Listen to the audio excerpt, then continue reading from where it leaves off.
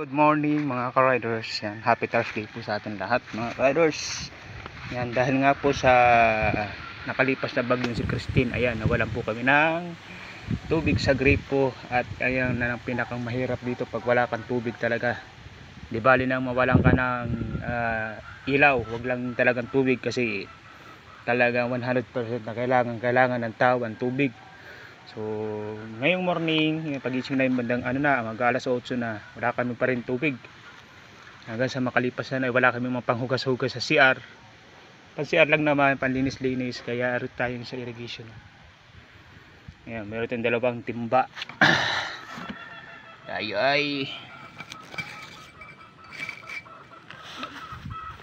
tatabo.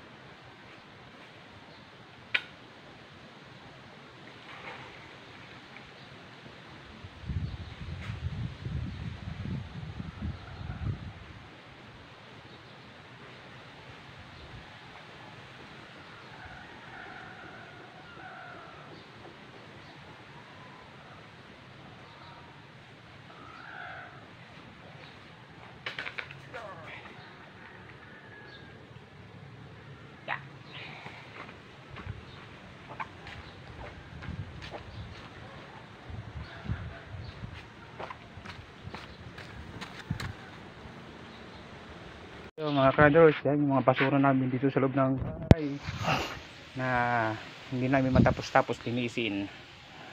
Ayan. So kanina nagtabo tayo doon sa irrigation. Dahil nga panlinis sa loob ng CR. Pwede na rin siyang pang buhos-buhos pag ikay magdudumi. Malinis naman yung tubig niya sa irrigation kasi galing niya sa pinakang doon sa dulo, no, sa may dagot doon galing yan. Galing yan sa malinis sa ilog. Ayan, tayo nagtabo, dalawang balik tayo nagigib para panlinis at pang na rin pag tayo ay magdudumi, pang buhos-buhos ba. Ayan, update ko kayo mga riders.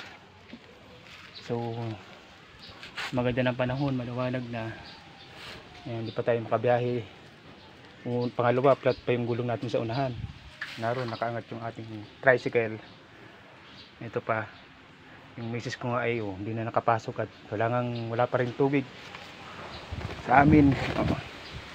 Dito namin wala talagang tumutulo. Uy, meron ng tubig. Ayan, meron na pala. Ayan na, meron na mga ka-riders. O, diba?